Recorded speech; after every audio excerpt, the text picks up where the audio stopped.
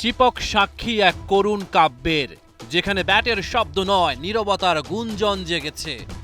Chennai super Kings ইতিহাসের পাতায় যারা নিজেদের নাম খোদাই করেছে সাফল্যে, সে নামটাই ধ্বংসস্তূপের নিচে চাপা পড়ল। এই মাঠেই যে দলটা কতবার রচনা করেছে মহাকাব্য, তারাই ডুবল লজ্জার অন্ধকারে। চিপকে তাদের ইতিহাসের সবচেয়ে কম রানে থেমে যাওয়া, আইপিএল এর ইতিহাসে তৃতীয় সর্বনিম্ন সংগ্রহ। কলকাতা নাইট রাইডার্সের বিপক্ষে ধুমধাড়াক্কা ব্যাটিং নয়, ছিল কেবল হেঁটে চলা ধীর, ক্লান্ত, দুর্বল পদক্ষেপে। কল্পনাহীন, ছন্দহীন, কোথাও কোনো জোয়ার নেই, নেই আগ্রাসন। একটা ইনিংস শুরু হয় কিন্তু কখনোই প্রাণ পায় না।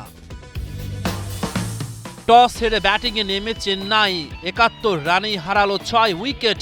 কাপ্তান ধোনির ব্যাটে মাত্র ১ রান, দুবের ব্যাটে খানিক আশার ঝলক। ২৯ বলে ৩১ রানে অপরাজিত থেকেছেন, কিন্তু এ রানও যেন তৃপ্তি দেয় না, উল্টো স্মরণ করিয়ে দেয় তিনি ছাড়া কেউ দাঁড়াতে পারেননি। ২০ ওভারে সিএসকের বোর্ডে মাত্র ১০৩। বিপরীতে আনন্দে ভেসেছে সুনীল নারায়ণ ও বরুণ চক্রবর্তী। তাদের স্পিন যেন বিষ ঢেলেছে চেন্নাইয়ের ব্যাটিংয়ে। ৫টা উইকেট ভাগাভাগি করে নিয়েছেন তারা।